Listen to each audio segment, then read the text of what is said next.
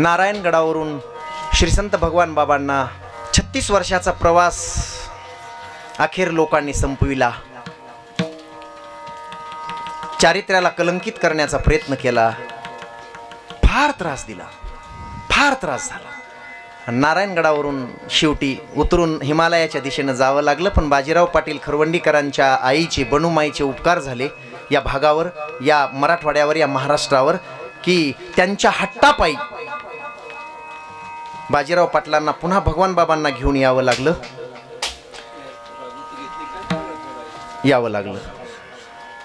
नाहीतर भगवान बाबा मनमाडपर्यंतचा प्रवास करून गेले होते. आणि मग बाजीराव पाटलांनी सांगितलं, बाबा इको कमी करा बोलताना, बाबा तुम्हाला मी एवढा मोठा हे डोंगर देऊन टाकतो ना धुम्यागड. मग भगवान बाबांना तिथं इको कमी करा, रिपिटेशन नको, धुम्यागड देऊन टाकला. फार संघर्ष झाला, फार जीवनामध्ये संघर्षाचा काळ होता तो 1951 पासूनचा 58-59 पर्यंतचा दादा. आणि तेव्हा नोकरीला असलेला ते निवृत्ती ढाकणे, फार बाबांची भक्ती. बाबा घरी यायचे त्यांच्या आणि बाबांकडे गेला. आपलं सगळं PF GPF सगळं उचललं, नोकरी सोडली आणि माझ्या बाबाला गडच बांधून दिल्याशिवाय मरायचं नाही असं ठरवलं. तेव्हाच्या काळात 20,000 रुपये त्याच्या नोकरीतले सगळे परत आले, सगळं उचललं कपाती झालेल्या. आणि ते 20,000 घेऊन बाबांकडे, बाबा गडासाठी आधी तुम्हाला बसायला, तुम्हाला झोपायला खोली तयार होऊ द्या. हे 20,000 आणलेत, आत्ताचे 20 लाख. मूल्य काढून बघा पैशाचं, तेव्हाच ना आत्ताचे 20 लाख. सगळेच्या सगळे बाबांच्या समोर. बाबा म्हणले आताच गरज नाही. हे सगळे भाविक भक्त येत आहेत, सगळ्यांच्या रूपरुपायातून प्रत्येकानं एक दगड आणून जरी टाकला इथं तरी गड तयार होणार आहे, काळजी करू नको. आणि हे 20,000ची गरज नाही, हे 20,000 भरून टाक तुझ्या खात्यावर, अकाउंटवर. GPF उचलू नको, उचललेस भरून टाक आणि नोकरी पुन्हा जॉईन कर. नोकरी सोडायची नाही, देशाचे रक्षण करायचे तुला, समाजाचं संरक्षण करायचे तुला, तू चांगल्या खात्यामध्ये आहेस, परत जा, ही माझी आज्ञा आहे. आणि कार्तिकीच्या वारीला एकादशीला मला पंढरीमध्ये भेट. आता वारी चुकवायची नाही, आषाढी कार्तिकीची रजा टाकून तिथं ये. निवृत्ती ढाकणे बाबांची आज्ञा म्हणून परतले, नोकरीवर रुजू झाले. आणि रुजू झाल्यानंतर कार्तिकीची वारी आली. अष्टमीलाच पोरगी आजारी पडली, 5 वर्षाची पोरगी, लेकरू निवृत्ती ढाकणे यांची मुलगी. आणि मग निवृत्ती ढाकणेंनी 5-6 दिवसाची रजा टाकून गावाकडे आले. गावाकडून मुलीला उचललं, बीडच्या दवाखान्यात नेलं. डॉक्टरांनी खूप प्रयत्न केले 2 दिवस, अष्टमी नवमी. सांगितलं 9मीला रात्री की विलाज संपलेला आहे. पोरीचा कावीळ सगळ्या अंगात रक्तात मिसळलेला आहे. 12 तासाच्या वर जगू शकत नाही लेकरू, उचलान घरी न्या, काहीच पर्याय नाही. डोळ्यातून अश्रू आले. एकुलती एक लाडाची 5 वर्षाची लेक हातात उचलली, घरी आणली. सगळा वाडा, सगळं गाव, प्रेम करणारे नात्यागोत्यातले माणसं एकत्र आले घरी. दुःखाचा आगडोंब उसळला. सगळे रडतायत. गुडघ्यात मान खाली घालून बसलेले निवृत्ती ढाकणे. आणि कोणीतरी म्हणलं की आता कार्तिकीची वारी आहे आणि आज दशमी आहे. निवृत्ती ढाकणेला वाटलं आपण आपल्या लेकराला वाचवू शकत नाही, आपण तर डॉक्टर नाही. डॉक्टरांनी घरी जायला सांगितलंय, मोठ्यात मोठ्या डॉक्टरांनी. मरणाची वाट बघतायत सगळे. मी काय करू शकतो, पण माझ्या गुरूंना दिलेला शब्द मी पाळणार. तसेच उठलेन पंढरीच्या वाटेला लागले दशमीच्या दिवशी. आणि पहाटे पहाटे एकादशीला पंढरीमध्ये जाऊन उतरले. स्नान चंद्रभागेचं केलं आणि बाबांकडे मठामध्ये गेले. गेल्याबरोबर चेहरा एवढा झालेला, 2 दिवसापासून जेवण नाही, पोटात अन्नाचा कण नाही, फराळ नाही. गेल्याबरोबर बाबांनी पाहिलं, नुसता कटाक्ष टाकला, कृपा कटाक्षे न्याहाळिले. न्याहाळलं आणि बाबांनी त्यांच्याकडे पाहिलं. पाहिल्याबरोबर त्याची हालत पाहिली, दुःख जाणलं. सांगितलं निवृत्ती आधी 4 घास फराळ करून घे, जेवला नसशील कालपासून, काही खाल्लं नसेल, हां निवांत बस. बाबा निवांत कसं बसू एवढंच म्हणाला. ते म्हणले काळजी करू नकोस निवृत्ती, मी आहे की, काळजी करू नकोस. अरे तू गडासाठी आणि या भगवान बाबासाठी तर आपली नोकरी आणि आपलं सर्वस्व द्यायला तयार असशील तर देव तुझं कसं वाटोळ करील. काळजी करू नकोस. मला माहित आहे तुला कशाचं दुःख आहे, जाणतोय मी, जाणलंय मी. त्यांना काय त्रिकाळ ज्ञानी असतात संत, काय जाणत नाहीत. खांद्यावर हात ठेवला आणि सांगितलं बाळा आजचा दिवस थांब आणि उद्या सकाळी सकाळी निघ. गावात पोहोचशील, एसटीतून उतरशील तेव्हा तुझी पोरगी तुला मिठी मारायला रस्त्यामध्ये येईल, काळजी करू नको. चालत निवृत्ती म्हणला तेवढ्या डॉक्टरने सांगितलंय बाबा आता माझी समजूत काढालेत काहीतरी म्हणून असू द्या. फराळ केला 4 घास. निवृत्ती पहाटे पहाटे द्वादशीला निघाला घराकडे आणि खरंच 5 वाजता येऊन तिथं एसटीच्या बसस्टँडला उतरला आणि उतरून निवृत्ती ढाकणे नावाचा पोलीस आपल्या घराकडे जातोय तर तिकडून बाबा बाबा म्हणून पोरगी येऊन मिठी मारते. अरे मरणारी जिला डॉक्टरनं 12 तासाचा वेळ दिलेला होता तिथं जर कळत असेल आणि संतांची सेवा करण्यासाठी देवाची सेवा करण्यासाठी निवृत्तीरावांसारखे जर असे भक्त गडाला मिळत असतील, या महाराष्ट्राला मिळत असतील तर त्यांचं वाटोळं संत कसे करतील. पाळी पंढरीनाथा लळात्या पाळी पंढरीनाथा लळात्या पाळी पंढरीनाथा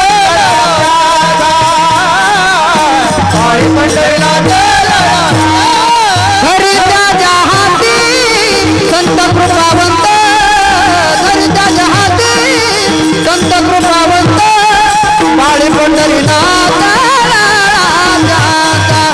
पाळी पंढरीनाथ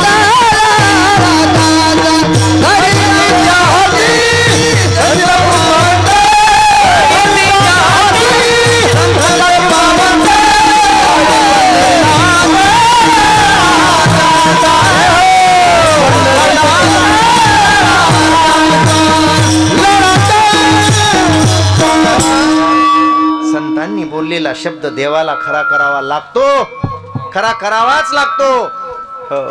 त्यांच्या मुखातून बाहेर पडलेला शब्द मान्य करावाच लागतो. तयाचे बिसाट शब्द सुखे म्हणोयेती वेद सदेह सच्चिदानंद कान होवावे ते. एकच शब्द नाही महाराज, अशा माझ्याकडे मला वाटतं 58 का 62 प्रत्यक्ष कथा आहेत की भगवान बाबांनी लोकांचं केलेलं कल्याण. तेच काम करतोय 5 वर्षापासून. हे आपल्या बाजूला बीडच्या बाजूला जालना जिल्हा, जालना जिल्ह्यामध्ये आबा ते घनसांगवी तालुका मला माझ्या आवडीचा दृष्टांत आहे बाबांच्या चरित्रातला, आवडीचा. आणि पिंपरखेड नावाचं गाव आहे. 22 वर्षाच्या पोरीला वेड लागलंय. तिला सगळं गाव आणि सगळ्या गावाच्या भोवतीचे गावं ती सतत फिरत राहायची कुणीकडेही. आणि तिला त्या गावाच्या भोवतीचे गावं सुद्धा म्हणायची आली रे भामी, आली रे वेडी भामी. आणि लोक मागं लागायचे, दगड मारायचे. लेकरं अंगावर कपडा ठेवीत नव्हती माय माऊली, कसलं वेड असेल. मायबाप कंटाळून गेले होते, भाऊ कंटाळून गेले होते, गाव कंटाळला होता. सतत ओरडत फिरायची, चिरकायची मोठमोठ्यानं. आणि एके गेली की 2-2, 3-3 दिवस तिकडंच जायची, शेतात रानावनात कुठेही फिरायची. बाबांनी जेव्हा 1927ला पैठणची दिंडी सुरू केली, पैठणची आधी पंढरीची केली 1918ला आणि 1927ला दिंडी सुरू केली पैठणची. हजारो भाविक भक्त. आणि योगायोग बघा, ती दिंडी तेवढे माणसं बघून, त्या दिंडीतले वारकरी बघून ही फिरणारी भामा, फिरत फिरत आलेली भामा त्या दिंडीकडं पाहिलं आणि दिंडीकडं पळाली. अंगावर वस्त्र नाही. दिंडीतल्या असलेल्या माता माऊल्यांनी तिला आडवे असे वस्त्र लावले. दंडाला तिच्या दोघींनी धरलं. ती मोठमोठ्यानं ओरडत होती. दुपारचा विश्रांतीची वेळ झाली. एका अशा ओट्यावर, ओटा होता असाच, आणि ओट्यावर बाबांना तिथं गादी, त्याच्यावर एक बेडशीट टाकून बसवण्यात आलं. तेवढ्या दिंडीतले लोक मागून येत होते. त्यांनी धरून असं बाबांच्या जवळ आणलं. ती ओरडत होती. बाबा म्हणाले कोण आहे रे, एवढं कोण ओरडते, कोणती माता माऊली? बाहेर कोण बोलते? कोण ओरडतंय? काय चाललाय गोंधळ? तेव्हा समोर आणलं एवढ्यावर, त्या कॅमेऱ्या एवढ्यावर, आणि कॅमेऱ्यावर आणून त्या माऊल्यांनी सांगितलं, म्हणले कुठली वेडी आहे की माहीत नाही, तिला काही कळत नाही बाबा, मोठमोठ्यानं ओरडत दिंडीमध्ये आली आपल्या, आणि ते आडवं काय धरलंय? बाबा म्हणले हिच्या अंगावर कपडा नाही बाबा, आणि ही अंगावर कपडा ठेवीत नाही, आम्ही प्रयत्न केले पण अंगावर कपडाच ठेवीत नाही. बरं, बाबा उठून उभा राहिले. बाबांनी फक्त तिचे वरून डोळे असे दिसले, इथून एवढाच भाग दिसला. बाई बाई, बाईची जात आहे, स्त्रीची जात आहेस, बघ ह्या सगळ्या बाया, आपली संस्कृती अशी नाही बाई, अंग भरून कपडे घालावेत. माय बाबा सरकले, खालचा ते बेडशीट होतं उचललं, बाई असं करू नये माय, बेडशीट टाकलास, फेकल्याबरोबर अंगावर पडलं. बाबाच्या हाताचा स्पर्श बेडशीटाला, आणि तो स्पर्श त्या वेड्या भामेला झाला.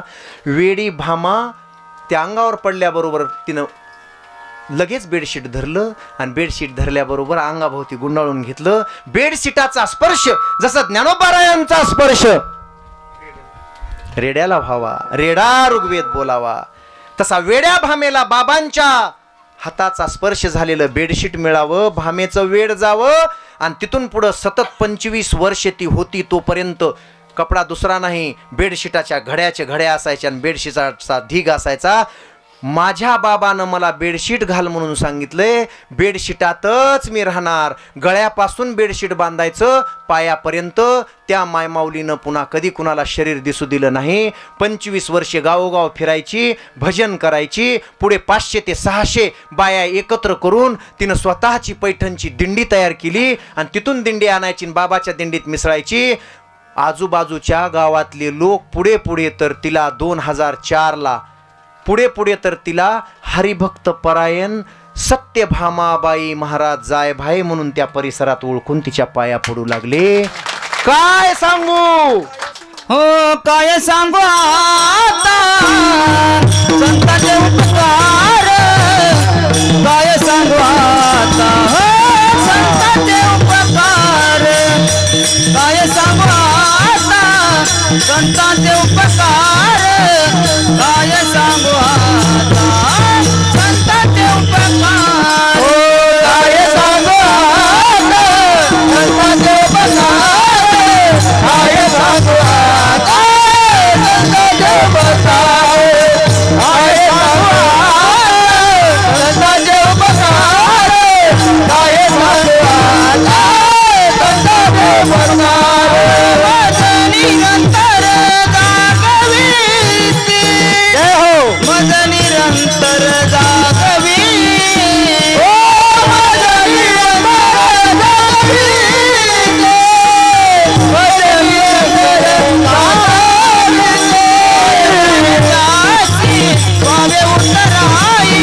जागवी,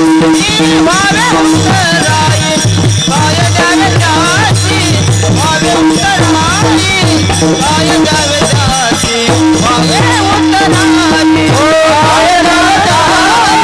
भावे उतराई, भावे जावे जाती, भावे उतराई, भावे जावे जाती, भावे उतराई, भावे जावे जाती, भावे उतराई, भावे जावे जाती, भावे उतराई, भावे जावे जाती, भावे उतराई, भावे जावे जाती, भावे उतराई, काय सांगू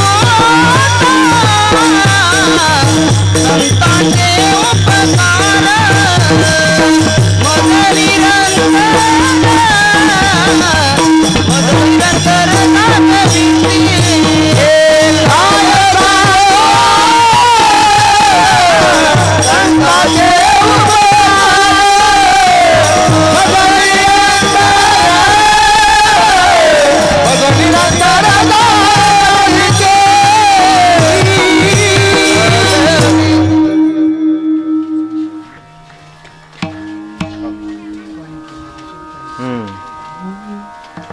बाबा तुमची लीला हो अपरंपार, भगवान बाबा तुमची लीला हो अपरंपार.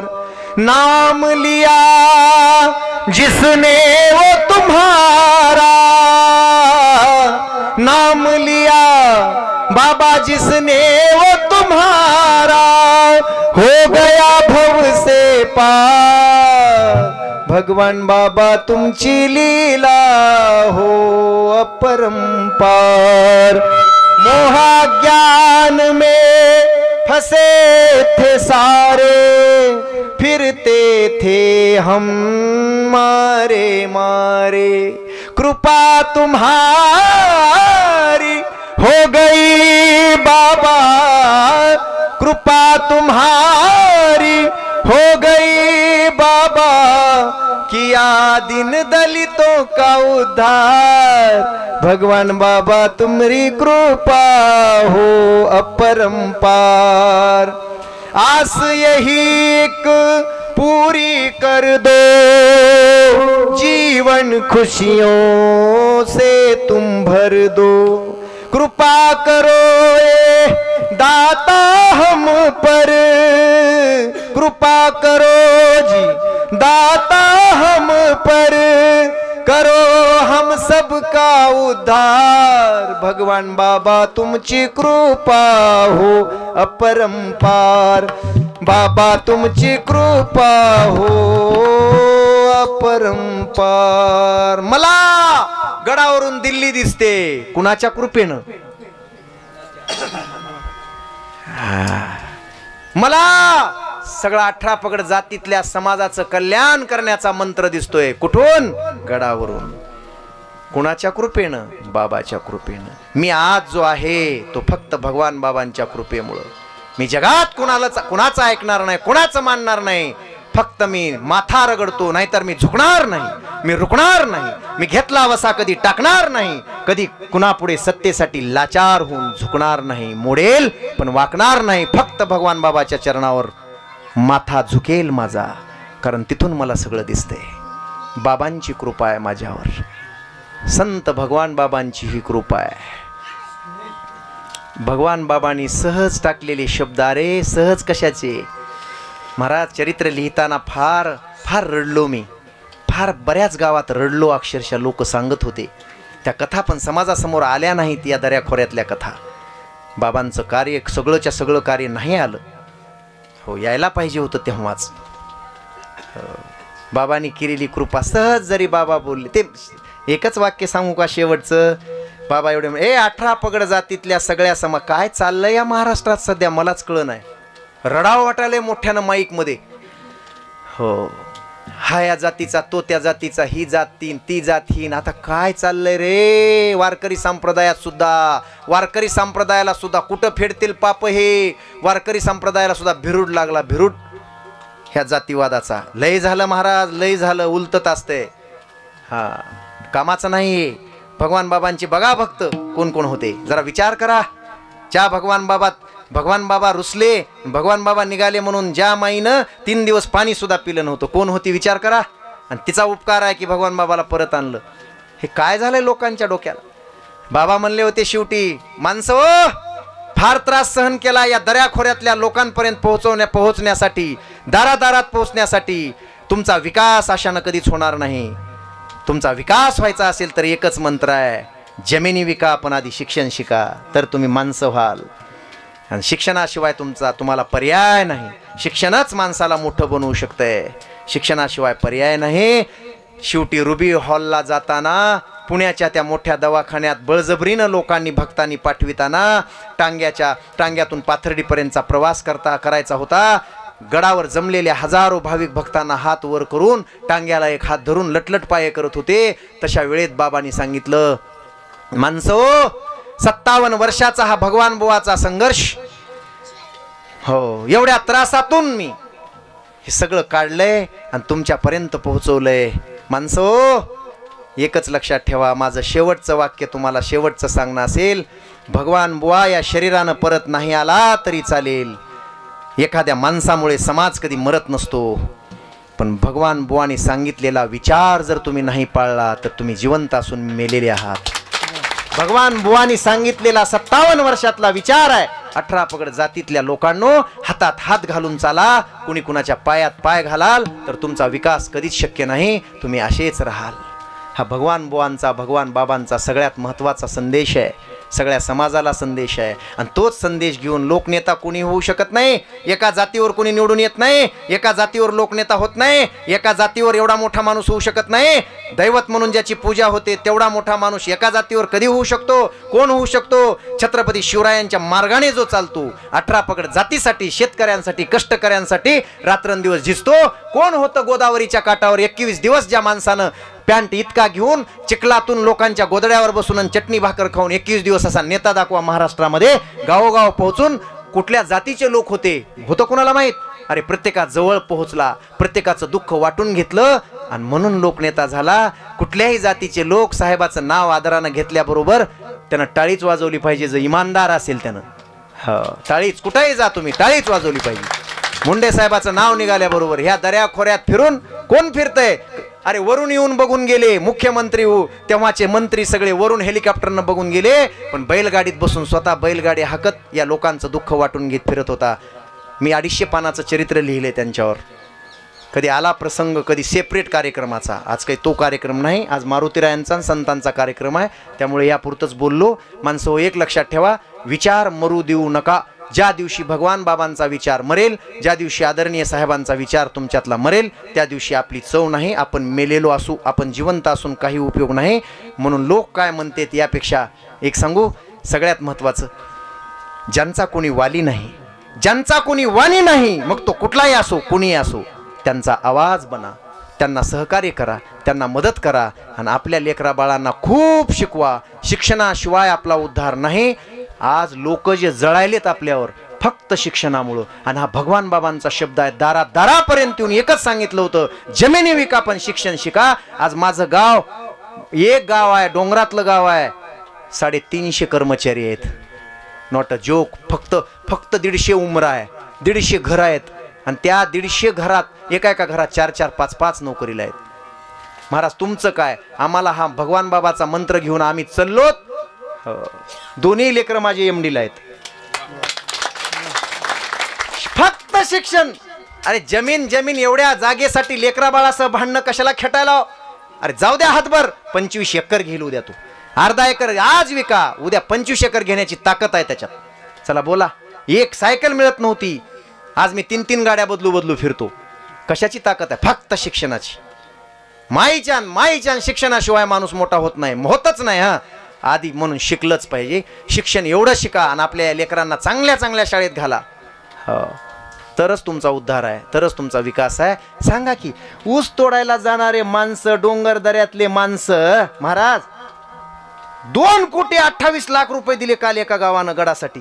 2,28,00,000 म्हणालो मी. एक मंदिर बांधायला 2 कोटी जमत नाहीत गावगाव. परवा दिवशी जिथं कीर्तनाला गेलो होतो मी, छत्रपती संभाजीनगर जवळ सहस्त्रमुळी नावाचं गाव आहे.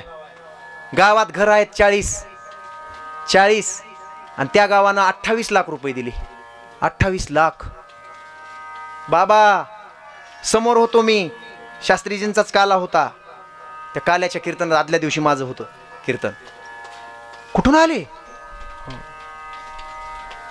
आम्ही कष्ट करतो शिक्षणासाठी, 12-12 तास, 16-16 तास एका ठिकाणी बसलेले. अरे फोडं येतात, फोडं अक्षरशः घट्टे पडलेत, घट्टे. ते संतोष खाडेचं ऐका, सगळे ऐका. त्या संतोष खाडे नावाच्या पोराचं, सावरगावचाच आहे, भगवान बाबांच्या जन्मभूमीतला, DYSP झालाय.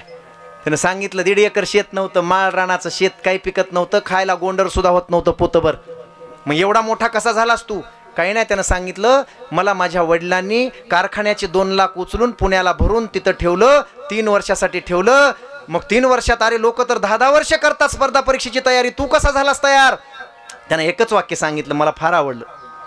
त्याने म्हणला, माझ्या आजोबापासून माझा बाप, माझे चुलते, माझी आई ऊस तोडताना मी त्यांच्या मागे रडत हिंडताना 4वी-5वीला असताना मी बघत होतो. गरोदर असलेली माझी आई 9 महिन्याचं पोट घेऊन रात पहाटे 3ला आणि 4ला गाडी यायची, ती गाडी त्या शिडीवर चढून आई भरायची. 3दा माझी आई तेवढं पोट घेऊन पडलेली बघितले. तेव्हापासून माझ्या अंगात नशा आग आहे, आग. हे जर काढायचं असेल बाजूला, याच्यातून मुक्त व्हायचं असेल, या असल्या संघर्षातून जर मुक्त व्हायचं असेल, तर मला माझ्यासमोर पर्याय नव्हता.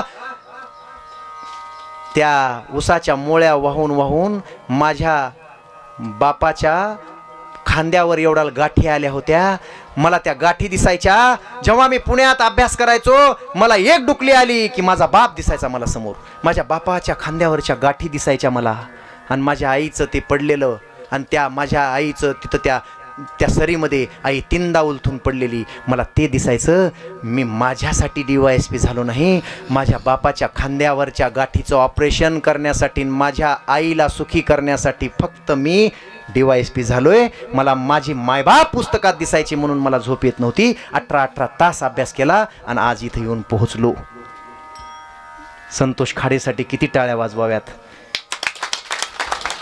काय गुन्हा आहे? मायबाप गरिबीत जन्माला आले, हा कुठला गुन्हा आहे? त्यांच्या पोटी माझा जन्म झाला, गुन्हा नाही. मायबापाला तो मुलगा दोष देत नाही जो शूर आहे, जो वीर आहे, जो छत्रपतींचा मावळा आहे. नाही देत नाही. अरे एका नाथऱ्यासारख्या खेड्यात जन्मलेला माणूस जर मोदी साहेबाच्या खांद्याला खांदा लावून फिरतो आणि जगात ज्याचं नाव जातंय, काय बोलता? हो, मी गरीब, त्यानं सांगितलं बघा, मी गरीब कुटुंबात, मी ऊसतोड मजुराच्या कुटुंबात जन्माला आलो, हा माझा दोष नाही. पण मी त्याच परिस्थितीत मेलो तर मी माणूस नाही. माझ्या मायबापाला पैशात, एका दिवशी पैशात तोलावं ही माझी इच्छा आहे. पोरांनो, शिका, या गोष्टीतून शिका की गरीब कुटुंबात जन्माला आलात, मायबापाला दोष देऊ नका. एवढी हिंमत ठेवा, एवढा अभ्यास करा की उद्या मायबापाला एका पारड्यात बसून एका बाजूला पैशाचं पोतं ठेवून तोलण्याची ताकद तुमच्यामध्ये आली पाहिजे. तर तुम्ही सुपुत्र आहात. हो, मला वाटतं इकडे म्हणालेच असतील का नाही? कोण? ती सत्यभामाबाई जायभाये काय म्हणाली असेल, काय सांगू. लोक विचारित होते, तुझ्यावर एवढा उपकार कुणी केला? अगं तू वेडी होतीस, भामा वेडी होतीस तू, अंगावर कपडा नव्हता तुला लोक सगळे छिची थुतू करायचे, तुझ्यावर एवढा उपकार माझ्या भगवान बाबांनी केला. किती केला काय सांगू. आता संतांचे उपकार मज निरंतर केला ते केला, अजून मला त्यांचे शब्द जागवतात. भगवान बुवांचा तो शब्द, ते वाक्य आजही जागवतं. सहज बोलणे उपदेश, सहज बोलणे उपदेश, सहज बोलणे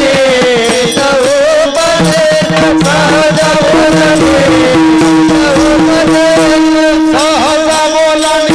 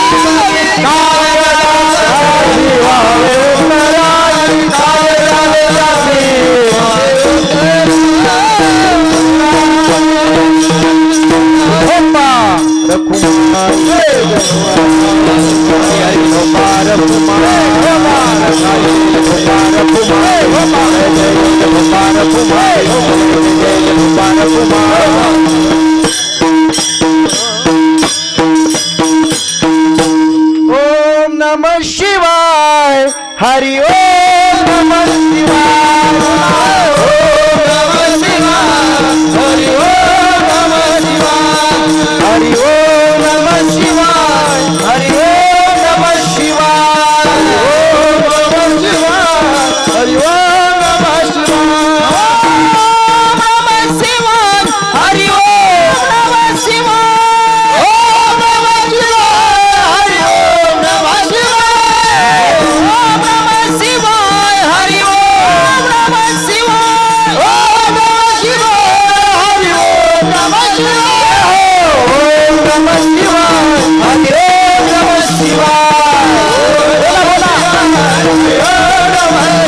हरि ओम नमः शिवाय. ओम नमः शिवाय.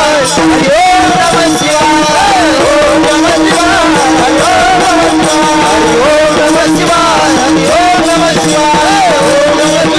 हरि ओम नमः शिवाय. हर हर भोले नमः शिवाय. शिव शिव भोले नमः शिवाय. हर हर भोले नमः शिवाय. हर हर भोले नमः शिवाय. शिव शिव भोले बम बम भोले हर हर भोले शिव शिव भोले हर हर भोले बम बम भोले नमः शिवाय नमः शिवाय नमः शिवाय नमः शिवाय नमः शिवाय नमः शिवाय नमः शिवाय नमः पार्वती पते शिव हर हर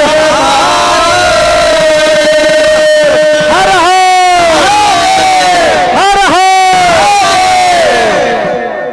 पोरं चितागती बघालेत माझ्याकडं, म्हणजे ते बेशुद्ध झाल्यासारखे झालेत.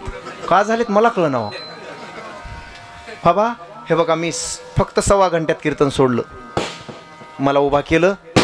सगळ्या अडचणी, अनंत अडचणी. अरे संघर्ष आपण बी केला पाहिजे. ते एखादा कुठला दिल्ली मुंबईचा महाराज असतो, अरे रे रे रे रे, अरे पावसात उभा करा 3 तास तरी करणार.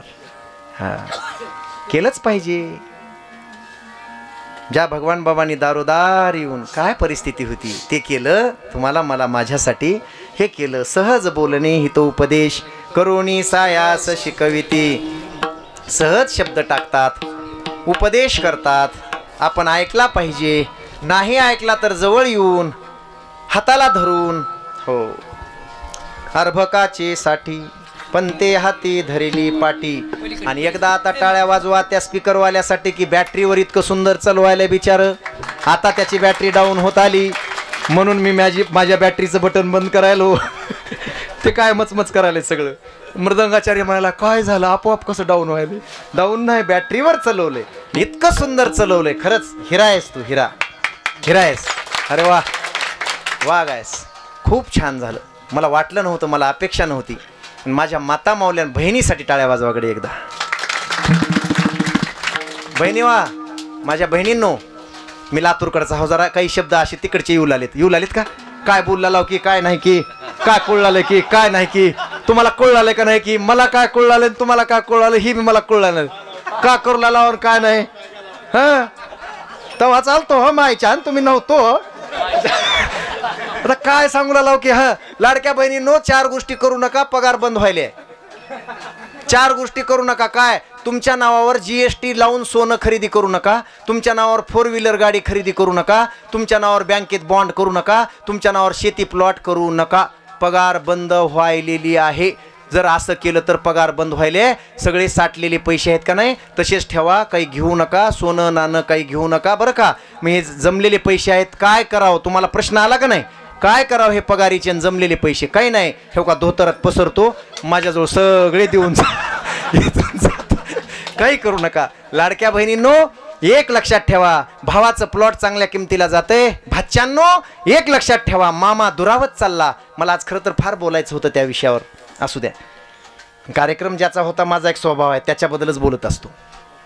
हो, त्या विषयावर. बहिणींनो, एकच लक्षात ठेवा, छोट्या बहिणींनो, मोठ्या बहिणींनो, लग्न झालेल्या बहिणींनो, लग्न न झालेल्या बहिणींनो, फक्त एक लक्षात ठेवा की राखी बांधताना भावाला एवढा शब्द द्या की, भाऊ, तुझ्यावर कसलाही प्रसंग, कुठलाही प्रसंग आला तरी तुझी बहीण रात्रीच्याला तुझ्या मागं उभी राहील.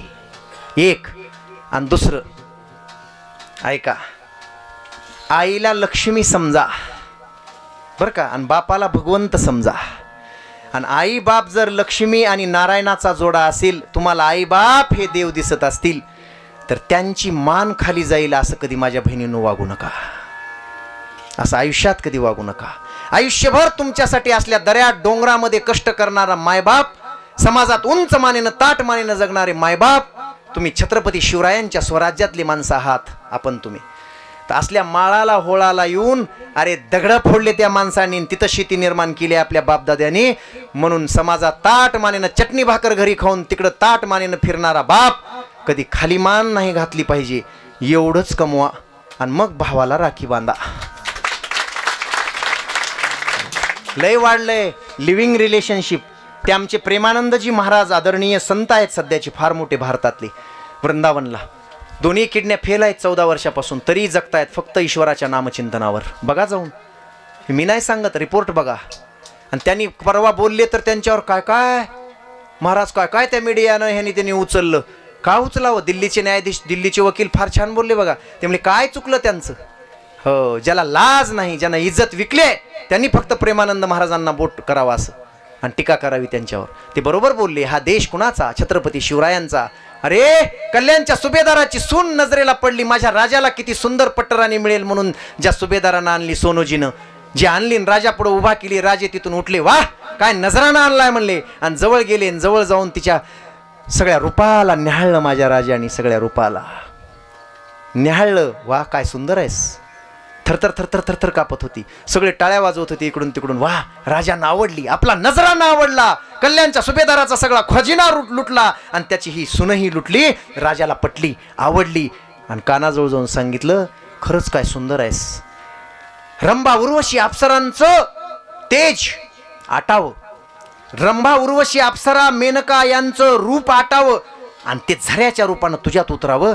अशी तू एवढी सौंदर्यवती आहेस, लावण्यखणी आहेस, खूप छान आहेस. पण माय तू मला जर माझ्या बापाचं लग्न होण्याच्या आधी जर माझ्या बापाला भेटली असतीस, तुझ्या पोटी माझा जन्म झाला असता तर हा शिवाजी किती सुंदर जन्मला असता. अशीच आमुची माता असती तुझ्यासारखी. माझी माय जर अशी असती तुझ्या इतकी सुंदर गोरी गुमटी, अशीच आमची माता असती सुंदर रूपवती, आम्ही किती सुंदर जन्मलो असतो. वदले शिव छत्रपती. असा राजा नाही, असा राजा नाही.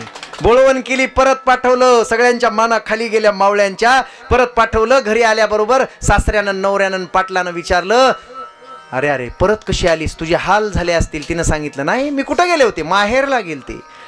मला भाऊ मिळाला मोठा, ज्या भावानं माझी बोळवण केली, मला पैठणी नेसून परत पाठवलंय.